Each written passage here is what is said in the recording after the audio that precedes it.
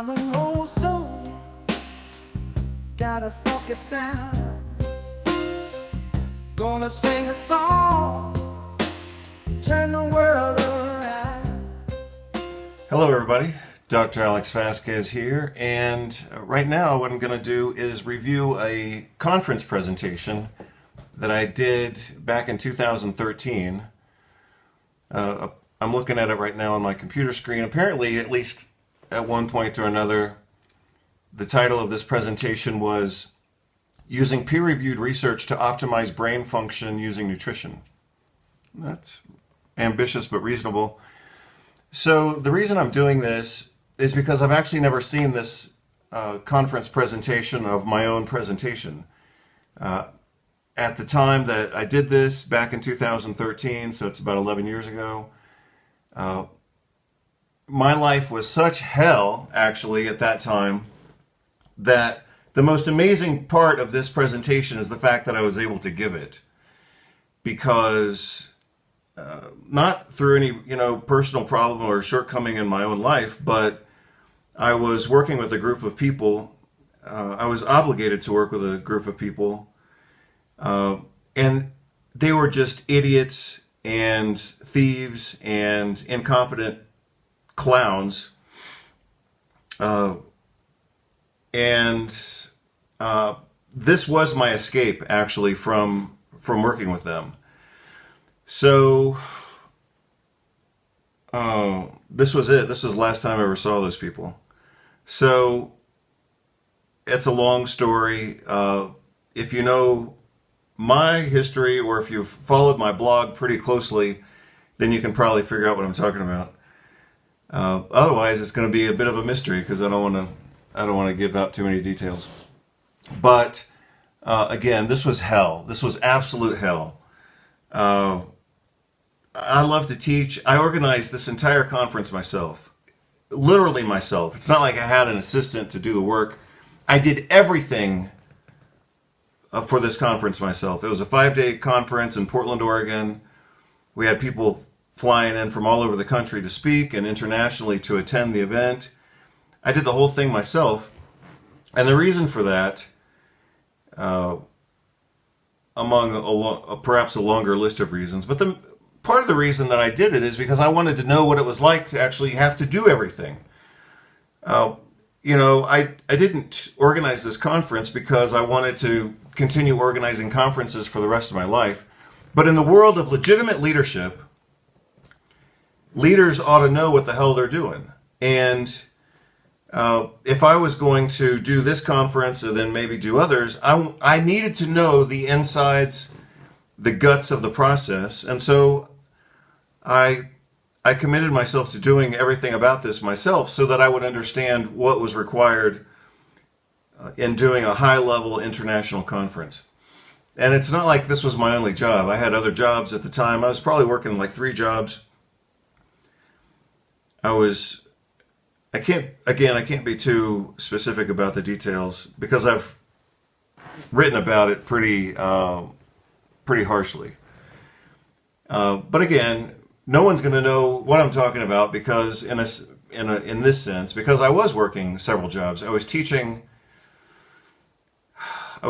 for 4 different organizations. One was for-profit, one was supposedly a nonprofit, and 2 different universities where I was faculty in various different programs within those 2 schools. So I was busy. This particular year, I was doing conferences and seminars and presentations every other week. I was on an airplane every other week. And I was in great physical shape at this time. I was running in a running club every Wednesday, barefoot. So, my own health was spectacular. This is probably the healthiest I've ever been overall. Not the biggest I've ever been, because I used to be a power lifter and I used to weigh 250. I've weighed 250 pounds several times, but I was in great shape at this time, trying to do my best, managing all this stress. And so, like I said, I have to introduce this by saying it's a miracle that I didn't just freaking collapse on the stage. I was so incredibly overworked and overstressed and abused. In one of those organizations, it was just hell and really abusive and just nasty. So anyway, I've written about it, so you can look at my blogs from this past year in 2024, and you can find out what I'm talking about. But I won't mention it explicitly right now. So anyway, what I want to do to advance my ongoing series that I just started on brain health is I want to review my own presentation and see what I said. It may have been the biggest fuck up of my life. I have no idea because I haven't seen the presentation. I think I gave this this was on the weekend, so it would have either been Saturday or Sunday of the conference. And on Tuesday, I was on a plane to Spain buying a house, getting the hell out of the United States. Not for any, I didn't even plan it that way, but that's how it turned out. I did close out a few things on Monday. I got on a plane on Tuesday. I was there for about a month and ended up buying a place in Barcelona. So this was a big blow up. I did a remarkably good job, I must say, of holding it all together for this presentation. For the presentation, the conference, everything was clean and professional, but in the background, I was just about ready to collapse. So let's see how this goes. It's about an hour. It's an hour and 11 minutes, the presentation. So I'm going to start the presentation in just a moment, and I'm going to watch it kind of like a student, basically. And, all I can do is hope that I did a decent job and that I didn't screw it up too badly. Let's see, I wanted to say one more thing. This wasn't in a lot of detail, but it was sufficient to at least touch on the topic. Again, using nutrition to optimize brain function. This wasn't really detailed. I mean, I knew a lot of things that I didn't talk about. I remember that much. But what I want to do is see what I said, make a few comments and notes, maybe of good things and bad things. And then, because I want to know where I need to take my material from here. So like I said, I've recently started a series on brain health. I want to see where this fits in that. The other thing that I started to just mention was it's an hour and 11 minutes, but I'm going to play it back at 125 speed. So it'll be 25% faster than normal. And that's just to get us through it faster. Because like I said, it was a conference presentation. That requires me to, think and anticipate and plan what I'm going to say as I'm saying it. And therefore, the cadence is a little bit slow. So I'm going to speed it up. And that'll get us through this faster. So here we go. I'm going to start. Let's see, what do I need to do? I need to start the recording. And then I'm going to start the playback. So here we go. This is my 2013 conference presentation on brain nutrition at the International Conference on Human Nutrition and Functional Medicine in Portland, Oregon.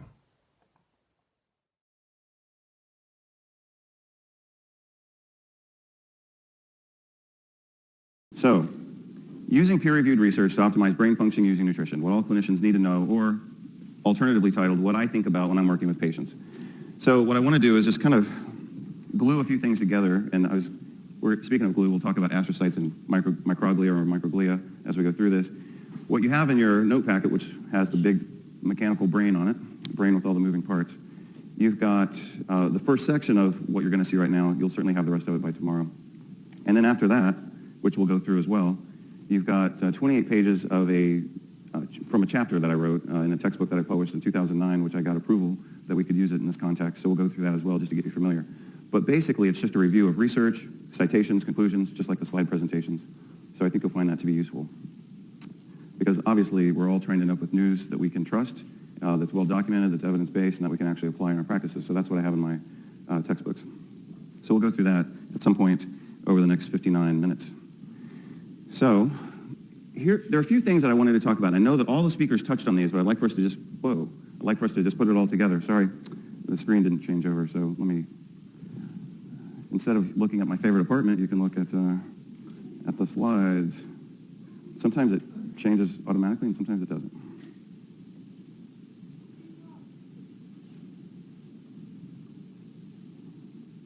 Sorry about that. Change display, duplicate. Oh, now it's duplicated, I hope. No. Let's do that. Sorry. All right. So that's where your notes are today. Thursday, or some of you use the today link, that's fine. They're both pretty much the same. This one's just slightly more organized. The Thursday folder, where I'll put things is here. I'm sorry that I didn't have that up there just a moment ago. So I'll have everything uploaded probably within about 3 hours. So let's say 9 o'clock or so, if not earlier. If I can do it earlier, I probably will. But if I get a chance to get some food, I'm going to take it. So again, using peer-reviewed research to optimize brain function. Again, what I'd like to do here is just kind of put some pieces together after hearing all the presentations. Very interestingly, when Dr. David Hasse was up here, he was literally taking the words right off of my slides, even though he hadn't even seen my slides. So I was fascinated by that. He used a lot of the same language I use. For example, I think a lot of medical conditions are treated as a phenomenon rather than treated for what they actually are. And he was using the same language that I use. And then we both practically have the same story about what happens. What's the typical experience for patients who have depression, right? They go in and they talk to their doctor, and the patient goes in and says, I feel depressed. The doctor says, I'll diagnose you with depression. And then they get put on an antidepressant drug, and that's called medical care. That's kind of ridiculous, I think. It's like so simplistic. So we have a lot of things that we can do other than just prescribe the diagnosis. So what I want to focus on today, and I know that a lot of these things were mentioned, but these are, I think, some really fun topics. When we talk about glia, microglia or microglia, however you want to say that, that's the immune system of the brain. So one of the things that David Hasse and I have talked about lately is the misperception that a lot of people have of the brain, right? When we're studying neuroscience in medical school and other schools, we think of the brain as being like a collection of neurons, and we learn the tracks, and it's like, oh yeah, microglia and astrocytes, they're in there somewhere, but they don't really matter because the action is the neurons, right? That's what we learn. Neurons that fire together, wire together, we learn that. We all learn about neurotransmitters, we learn about receptors, but we don't really learn much about the functional implications of microglia and astrocytes, and that's what we're going to talk about right now. I think it's pretty fascinating. And I think this explains a lot of things that we haven't previously been able to understand. Things like autism, things like just the progressive weirdness of society. Does anybody else notice that? Right? I mean, like when I was growing up, right, everybody was pretty normal and there was like one weirdo on the corner in the neighborhood. And now, everybody but you, like everybody out there is weird now, right? People, like I can't understand people. And I kind of reached a point where I don't really try that hard anymore. But I do try to understand them from like a biochemical or nutritional perspective, just for my own fascination. So I think when we go through this, especially, and again, you don't have all of these slides because I was just working on them a few minutes ago, but you'll have them tomorrow. I think by the time we get through to the end of this, you'll see, how is it that food can affect behavior in such a pervasive way? Why do we see autistic kids respond to food allergies the way that they do? Why do they develop antineuronal antibodies the way that they do? Why do they respond to B6 and magnesium? And rather than looking at those as isolated events, can we put all of that together in a model that makes sense? And I think we can, and I think these are the components that have been missing from the conversation. So, nutritional implications of each of the above. So when we talk about glia, when we talk about astrocytes, obviously when we talk about neurons, we have to think of the nutritional needs for each one of those cell lines, right? That's kind of fascinating. So there's more to thinking of brain nutrition than simply thinking of the neurons and neurotransmitters and receptors. We have to think about what's going on with the glia, what's going on with the astrocytes, and I think that's where a lot of action takes place. And now we have the research to support taking that action and helping us to understand why the things that we've been doing for so long, how it is that they work and why they work. So I'd like for us to think outside and beyond the box of diagnostic labels and the corresponding drug, right? Somebody comes in with depression, they get stamped with the diagnosis of depression, they get put on antidepressant drugs. Those antidepressant drugs don't even work the way we've all been taught that they work. We'll look at that in just a moment. So, a meta-diagnostic approach, similar to the language that Dr. Hasse was using as well. Oh, so I just made this up at 3 o'clock this morning. So, I don't know what was going on. I don't really like the Beatles, but I was thinking of this song. Imagine there's no countries. It isn't hard to do. Nothing to kill or die for, no religion too. Imagine all the people living life in peace. Obviously, that's John Lennon's name of the songs. Imagine. So somehow in my exhausted delirium, I started thinking about how could that apply to neurology. And here's the song that I came up with. Imagine there's no diagnosis. It isn't that hard to do. Nothing to write prescriptions for. No prefrontal lobotomy or electroconvulsive therapy too. Imagine all the GPs and psychiatrists promoting optimal brain health rather than medicating diagnoses.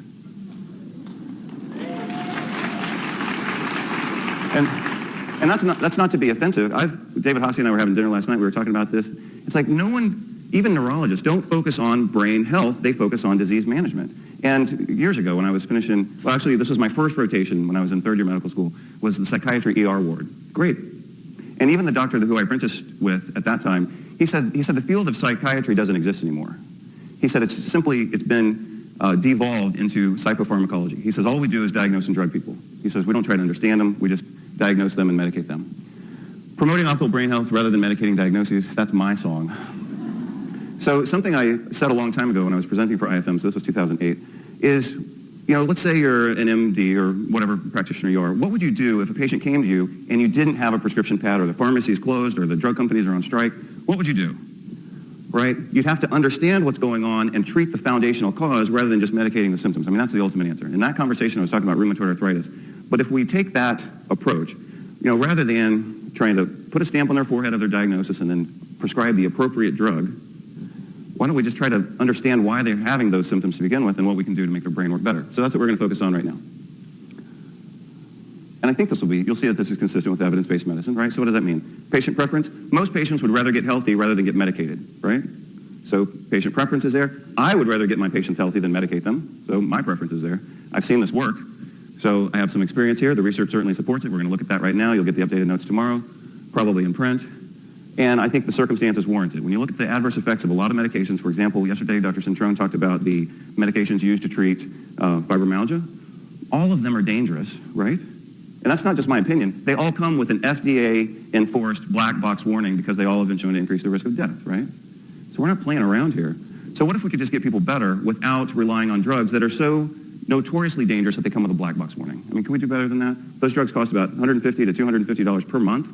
A lot of times when patients have depression, they're treated with multiple drugs, and they call that treatment-resistant depression. Maybe the depression isn't depression anyway. Maybe it's deficiency, right? So maybe we're starting with the wrong language to begin with. Because as we've all said throughout this conference, if we start with the wrong model, or perhaps by asking the wrong question, what possibility do we have to arrive at the right answer? Close to zero? So these are, again, some new slides I just put together recently, and I was trying to process the way that I think about this. And so when I think of nutrition for the brain, I think of basic nutrition. I had a physics teacher in high school, and the way that he taught us physics it was very fundamental, and you'll see that reflected in a lot of the work that I do. He said, if you take care of the numbers will take care of you. What he meant was if you do every step of the equation right, then your answer for the equation will be correct as well because you've taken care of every step, right? So as simple as it sounds, I just try to take care of the basics, like cleaning up people's diet, correcting their nutritional deficiencies, getting rid of the infections and hormonal imbalances. Next thing you know, the disease they've had for decades is gone in 1 month. I've seen that happen lots of times, and I've shown you some examples. So how do I perceive brain nutrition or brain optimization? So I think of basic foundational nutrition. I think of neuroprotection. That would be more things like heavier doses of CoQ10, acetylcarnitine lipoic acid, ginkgo biloba, N-acetylcysteine for glutathione production. Synaptic plasticity. So there are certain things that we can talk about related to synaptic plasticity. So how can we promote the plasticity and flexibility and adaptability of the brain? Constant learning is one of them. Frequent exercise is another. Hormonal balance is another. So hormones like DHEA, testosterone, estrogen, pregnenolone, those are all called neurosteroids because they help promote synaptic sprouting, right? So they help to improve memory. Certain nutrient and botanical supplements do the same thing. Panax ginseng, for example, stimulates the production of one of the growth factors for neurons. So you can use botanicals, you can use diet, lifestyle, you can use music.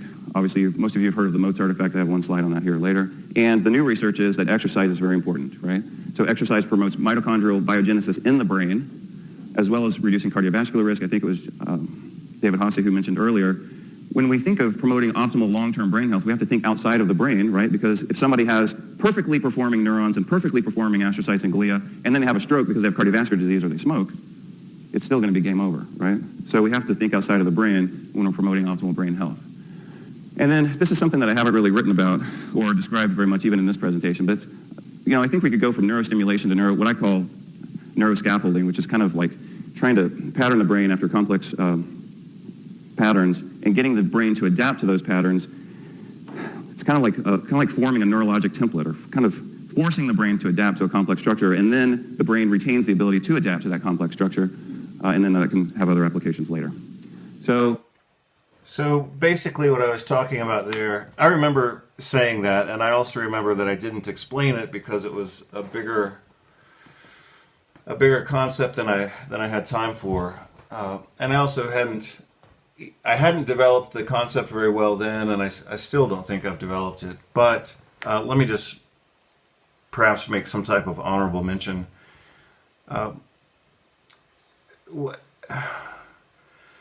That was a term that I had made up myself, neuroscaffolding. But it was a term that I had come up with intuitively because, in my own experience, I had the experience of, in my opinion, and I could say this a couple different ways, but I'm just going to say whatever kind of comes out right now. And that is, I had the experience in my own life of having what felt to me like certain quantum leaps in my ability to understand things, and not just topics, but like life in general. And let's see.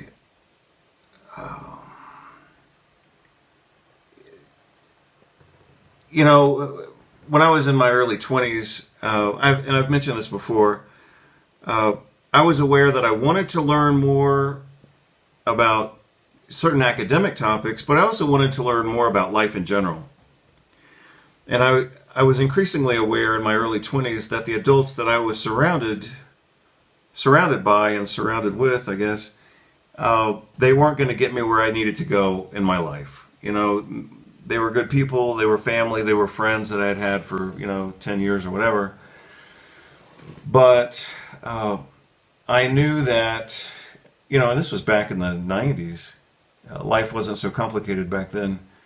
But even then, from that perspective and being, in my early 20s, I knew that I needed to find mentors and environments that could help me grow more than I was going to be able to grow with the people I was surrounded by in Houston, Texas.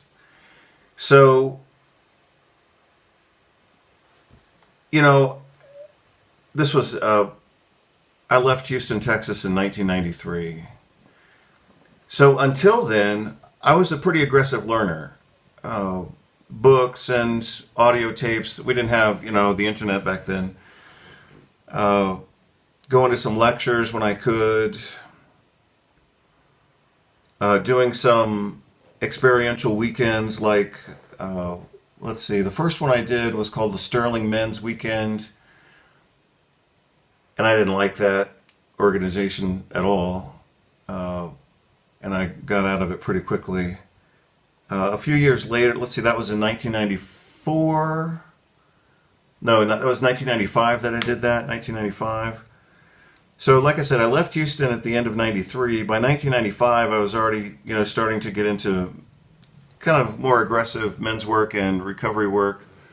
In 1999, so this would be 4 years later, I did the Mankind Project New Warrior Training Adventure, and that was a phenomenal, incredible event. And then I did a few more weekends with them, just other events. And then I moved back to Houston in 2000. Yeah, it was 2001, I guess, is when I moved back to Houston, Texas. Yeah, that's right, 2001. Because I remember I was still relatively new to Houston, even though that's where I grew up. I was still relatively new to Houston when the September 11th so-called terrorist attacks occurred. So that would have been 2001. And probably the next year I did the Landmark Education event, whatever they call it. Maybe they just call it Landmark. But that was another kind of personal growth weekend. But anyway, like I was going back to this, I've had a few either books or audio cassettes or conference presentations or weekend events or sessions with a therapist, or things that kind of really gave me a boost in terms of my understanding of life. And one of them occurred right around the same time. It was in 1999, I remember very clearly, because I was living in Seattle at that time, and I was just out riding my bike one day on the Burt Gilman Trail, which goes right by the University of Washington. And coming from the neighborhood where I was, which was Greenwood, and then going by another neighborhood, I think it's called Fremont. Yeah, I think it's Fremont. In that direction toward the University of Washington, on the right-hand side was a shopping center called University Village, I believe.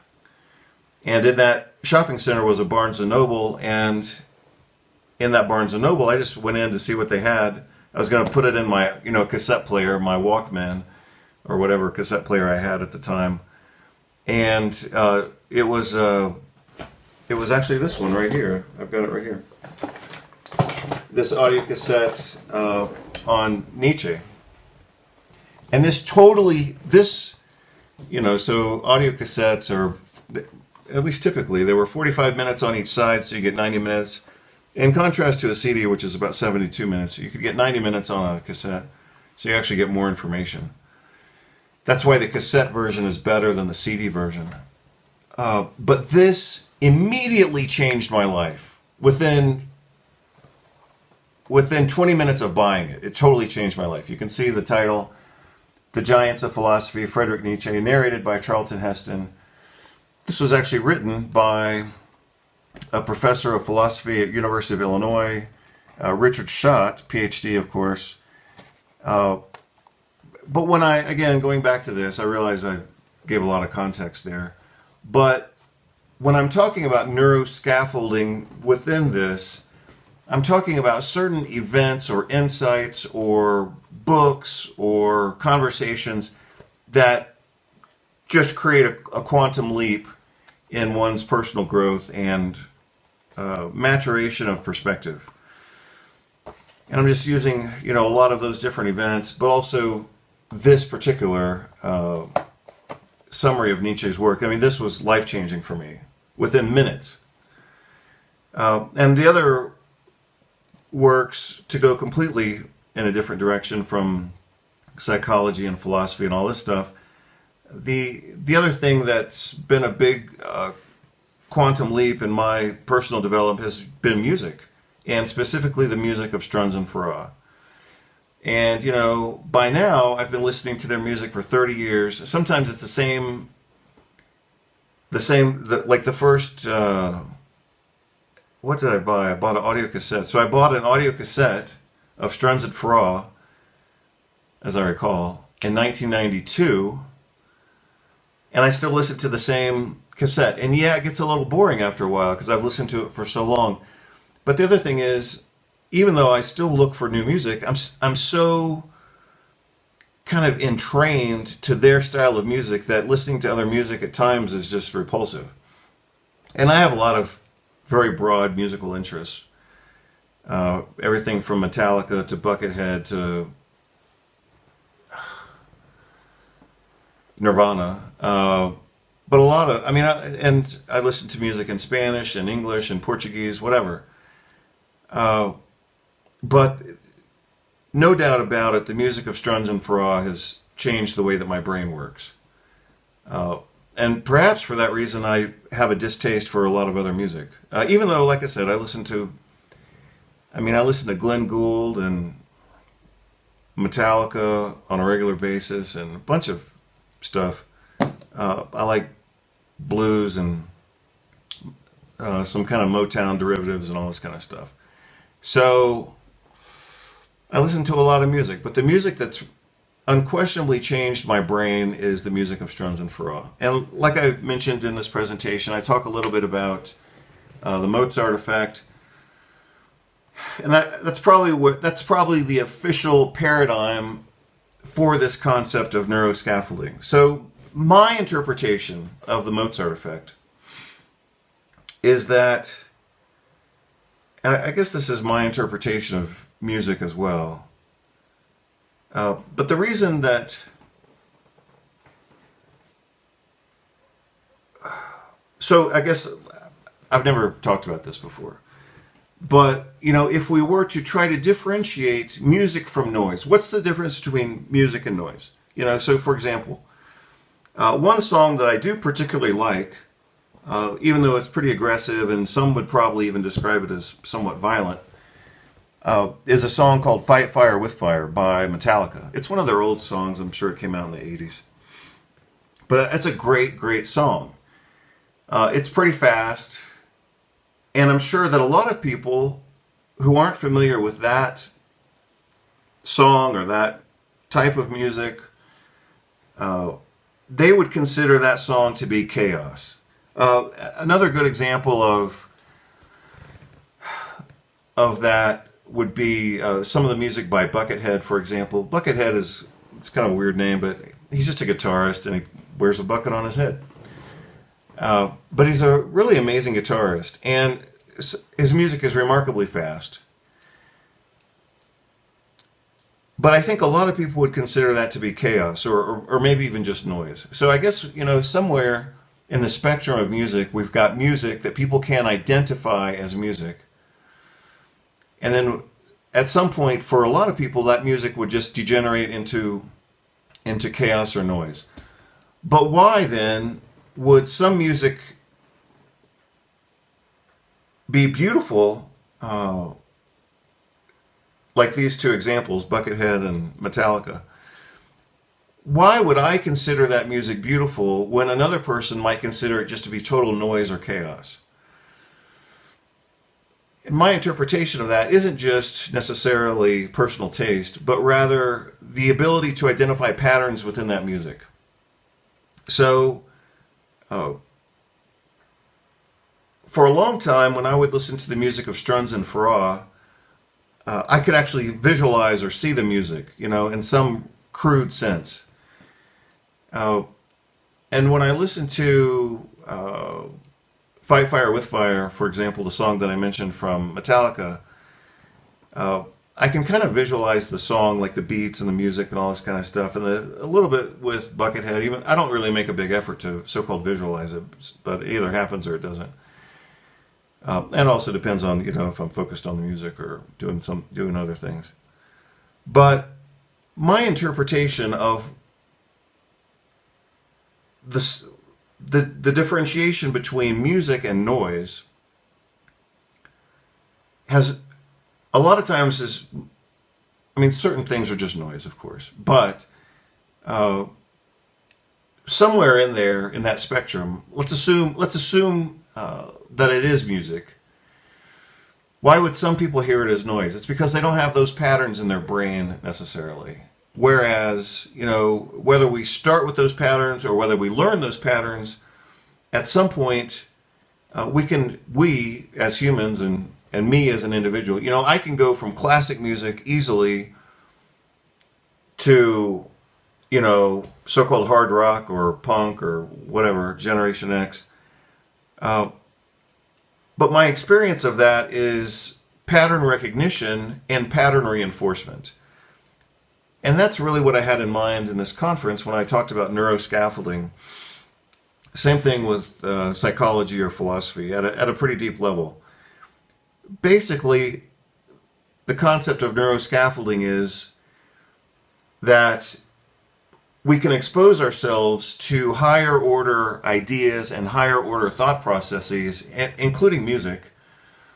And, just like when I first started reading Nietzsche, of course I didn't know what the hell he was talking about. Now I can read him and either get something out of it or think that it's boring or whatever, but at least I can understand what he's saying. When I was in my early 20s, I forced myself to read Nietzsche even though I didn't really understand him. I was, a young kid at that time, and I was trying to understand life and the world and people and myself at a more profound level, but I was starting out with barely any tools in my toolbox, so to speak. So, at a young age, people are incapable of understanding complex things.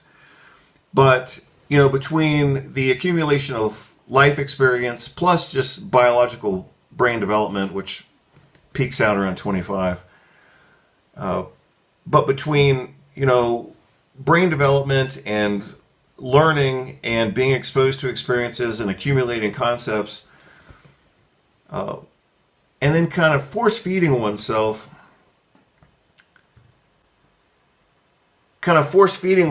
these concepts that promote brain development. So whether it's psychology, philosophy, psychotherapy, intelligent friends, if you're lucky enough to have them, or kind of forcing oneself to listen to complex, highly structured music for the kind of like an exercise for the brain. That's the way that I see it. So I think we all have patterns within our brains. Some people have more patterns than others, or some people have different patterns than others.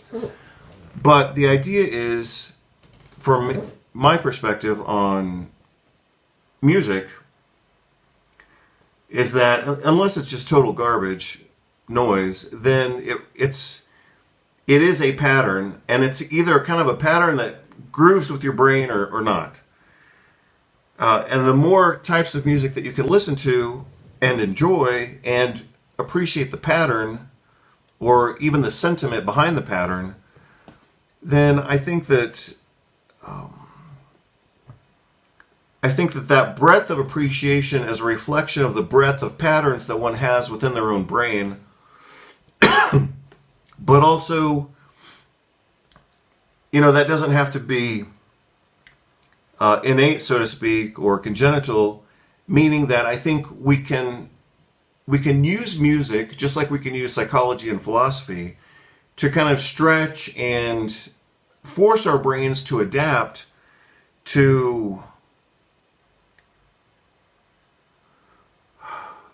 an increasing level of complexity. And that's kind of what the idea behind the Mozart effect is. So the Mozart effect is you listen to Mozart classical music for a few minutes, and then you're supposed to be smarter, for the next half hour in your ability to organize things in spatial relationships, and especially mathematics. So that's a quick and crude summary of what the Mozart effect is.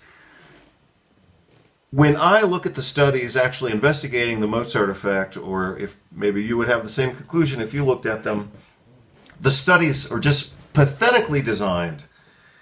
And they don't even come anywhere close to exploiting the rich possibilities that music could provide in terms of optimizing brain function, because the studies are too short. I mean, sometimes they only listen to music for 15 minutes, and they showed a beneficial effect on brain function, of temporary duration. Again, mathematics and spatial relationships. After exposure to music for 15 minutes, and then maybe the effect lasted for the rest of the day or something like that. I think those studies suck, because if they really wanted to explore the possibility, they could at least, do high intensity exposure to classical music. And I don't even think Mozart's music is that great in terms of its structured nature. So the idea behind selecting Mozart's music is that it's so-called highly structured music, which I'm sure it was for its day, and exposure to that highly sophisticated structure is supposed to actually kind of massage your brain into being smarter. That's another way of stating the idea behind the Mozart effect. But they do it so quickly, and then they measure it for such a short duration that they're just barely going to, skim the surface of what's possible. In contrast, let's assume that it's accurate, and let's assume that it works. If a short exposure provides you a short duration of benefit, then obviously, well, maybe not obviously, but intuitively, a longer, even intentional exposure might provide even greater benefits for the brain. And that's, again, what I'm referring to here as neuroscaffolding. So I'll move on. I'll let the video roll. But that was the first time that I've ever tried to kind of explain what I was talking about here. I'll rewind just for a few seconds, just so we can continue the thread of the tempo of the presentation conference. But that was what I was talking about. We'll see where it comes up here again in the conference. Outside of the brain, right? Because if somebody has perfectly performing neurons and perfectly performing astrocytes and glia, and then they have a stroke because they have cardiovascular disease or they smoke, it's still going to be game over, right? So we have to think outside of the brain when we're promoting optimal brain health. And then this is something that I haven't really written about or described very much even in this presentation, but it's, I think we could go from neurostimulation to what I call... So I'm just going to read what I said here.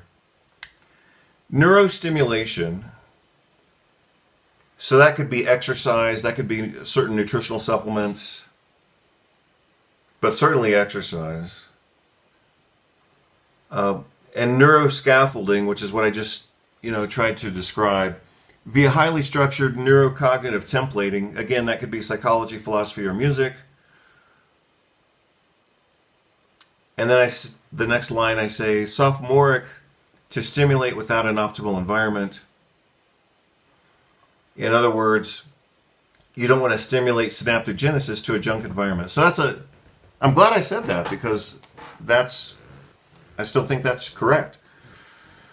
So, a lot of people talk about using, and I mentioned this here, I talked about exercise, I talked about Panax ginseng as ways to elaborate, nerve growth factor, for example, and promote brain health, neuron health, synaptogenesis. Those are the connections between different brain cells, and that's supposedly a direct correlation with intelligence and flexibility and antidepressant benefits and all this good stuff. But what I see a lot of in presentations, and especially in the nutrition functional medicine world, where people just think biochemically, and they don't think in terms of philosophy or anything at any depth necessarily, at least not commonly. But I've been to lots of conference presentations that talk about, herbs for your brain, vitamins for your brain. But nobody talks about, trying to get a critical velocity, escape velocity from all the bullshit that we're surrounded by. And again, that's why I go back to psychology and philosophy, because those are kind of ways to clean out misconceptions, clean out the cobwebs, clean out the stupidity and the trauma of one's own brain, so that then combining a healthy outlook and some key insights into life, plus exercise, plus, brain supporting nutrients, that's the way to have a healthy brain, not just taking vitamins and not just doing, personal growth workshops and not just going to see your, psychotherapist, whenever you go. But what really helped me in this audio cassette, again, it worked for me. I mean, I've listened to thousands of audio programs. This is only one of them. It happens to be the most effective for me. Like the first 30 minutes of this was so liberating and transformative that, like I said, it totally changed my life within like 30 minutes. And I kept riding my bike on the Burt Gilman Trail, and I remember that day, obviously, because I can reconstruct it in my own conversation. So don't stimulate synaptogenesis, which is a stronger, better functioning brain, a healthier brain, a better memory. Why would you want to stimulate a better memory in a garbage environment? So you've got to clean out the cobwebs, you've got to clean out your environment, you've got to move if you have to move, or get out of abusive relationships or abusive jobs or abusive countries.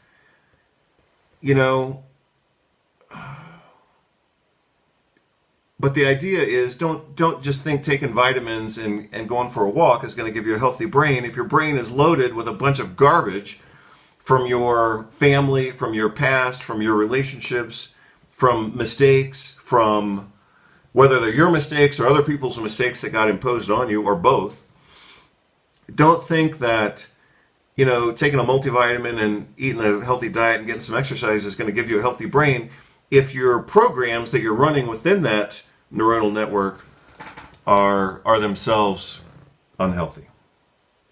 neuroscaffolding, which is kind of like trying to pattern the brain after complex patterns and getting the brain to adapt to those patterns.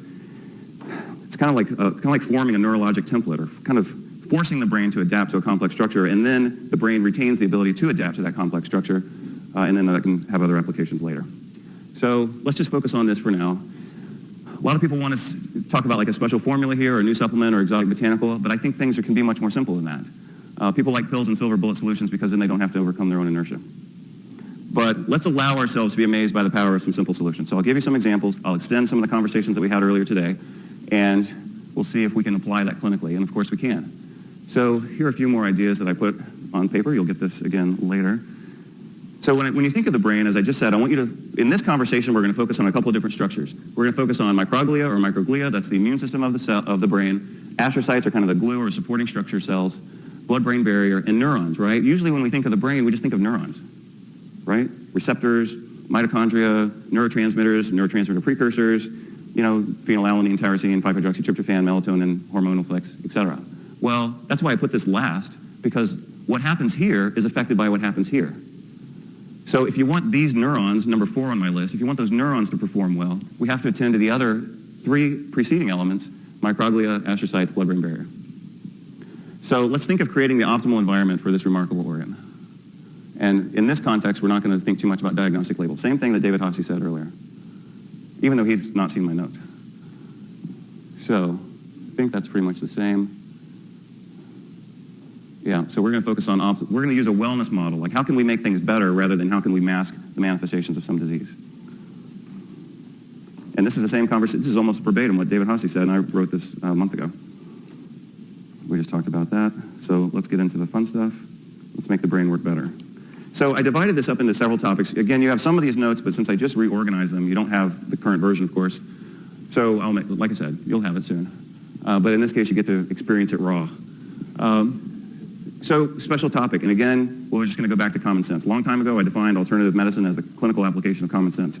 So let's apply some of that. We're going to look at patterns of neurologic dysfunction, but the underlying, before a pattern can exist, the dysfunction has to exist, right? The pattern is simply what we recognize, diagnose, label, and then medicate. But before that process becomes manifest, there had to be some dysfunction underlying what we later see. So with all nutritional deficiencies, what you do see are fatigue, depression, eventually dementia, psychosis, and then ultimately death. So for example, when we talk about the classic presentation of pellagra, niacin deficiency, right? There are variations on this theme, but basically it's depression, dermatitis, diarrhea, dementia, and death, right? So but that's true of all nutrient deficiency. You could say the same thing about B12 deficiency, right? That's why it's called pernicious anemia. Pernicious meaning dangerous. People ultimately died from it. So, how many patients go to their doctor because they have fatigue and depression? So I'm just going to reinforce what I obviously just said in the presentation. A lot of times when people are diagnosed with depression, what they have is deficiency of something. They don't really have depression. Because as I just said here in the conference, all nutritional deficiencies lead to fatigue, depression, eventual dementia or psychosis, and sometimes then death. But, how many people legitimately have a brain disorder that entitles them to receive the diagnostic label of depression? Probably a really microscopic small group of people. But a lot of people who get the diagnosis on a more casual basis do have deficiencies of cortisol, DHEA, thyroid, testosterone, estrogen, B1, B2, B3, maybe B5, certainly B6, certainly magnesium, also zinc and selenium. If for no other reason than you have to have, zinc is definitely correlated with depression, zinc deficiency. Selenium also correlates with depression, even though maybe it's not as strong the correlation. But for example, selenium, other than functioning as an antioxidant in glutathione peroxidase, is necessary for the proper function of a lot of different things, but especially thyroid hormone, and thyroid hormone deficiency causes depression. So from a functional standpoint, the inability to properly metabolize, we might say, thyroid hormone could be due to selenium deficiency, And that could lead to depression, even though it's mediated by impaired thyroid metabolism. So again, virtually any nutrient you can name causes, deficiency of any nutrient you can name causes fatigue, depression, mental disorders, and maybe eventually death at the most extreme, even though that's pretty unlikely. So we just had to switch to a different recording device because my other device got filled in the middle of that conversation, so I had to switch to a different device. So I was just in the process of talking about how all nutritional deficiencies manifest, at least initially, with the same mental manifestations that could easily be diagnosed as depression from the medical model. So, what a traditional psychiatrist might label as depression, I, from a functional standpoint, would label perhaps as, a deficiency or dependency of B1, which is thiamine. Deficiency of thiamine can cause permanent brain damage. No question about it. I mean, that's well known, even if you just look at a medical pathology book. One of the nutrients that correlates with depression most strongly in women is deficiency of riboflavin, which is vitamin B2. As I said here in the presentation, deficiency of niacin, which is vitamin B3, classically causes depression, dermatitis, diarrhea, and death. I mean, those are the 4 Ds of pellagra. Folic acid correlates with depression as well. So, again, a lot of times what gets labeled depression should be labeled as deficiency. And I'm not even including in that particular conversation deficiency of things like stimulating architecture or good social environment or good music or, a good diet in general. But a lot of deficiencies, a lot of lack is going to lead to depression. And it doesn't mean that people need more, serotonin and, norepinephrine in their brains. It may simply mean that they need better nutrition. A lot of them, most of them, or they go in for one problem, but this is the underlying problem, right? Or they always have this with it. So, with all due respect for Linus Pauling, orthomolecular psychiatry, what he said back in 1968, varying the concentrations of substances normally present in the human body may control mental disease. So this was the start of orthomolecular medicine and orthomolecular psychiatry. Linus Pauling, as you already know, was Jeff Bland's boss for a while. So, we all in the IFM world and the functional medicine world come from kind of a pretty distinguished heritage, which I'm very proud to be part of. So Linus Pauling, as you know, was one of the only people who's ever been awarded the Nobel Prize twice, once for peace and once for his contributions to science. And he's credited with discovering the first molecular disease, which was sickle cell anemia, right? Sickle cell anemia results from a single amino acid substitution, I think it's alanine to valine, in the hemoglobin molecule, and that's what forms the sickle shape, which ultimately leads to vascular occlusion in those patients. So that was the first time the disease had actually been attributed to a molecular abnormality. And so that was the start of what we now appreciate as molecular medicine. And from that, he said, maybe other conditions also result from having the wrong molecules, and maybe we could improve health by inserting or supplementing the correct molecules, which is what orthomolecular means. It means using the right molecules. In his context, he was talking about hormones, vitamins, and minerals. So another colleague of Pauling is Bruce Ames. And this is a great article if you're going to use high-dose nutritional supplementation. You can get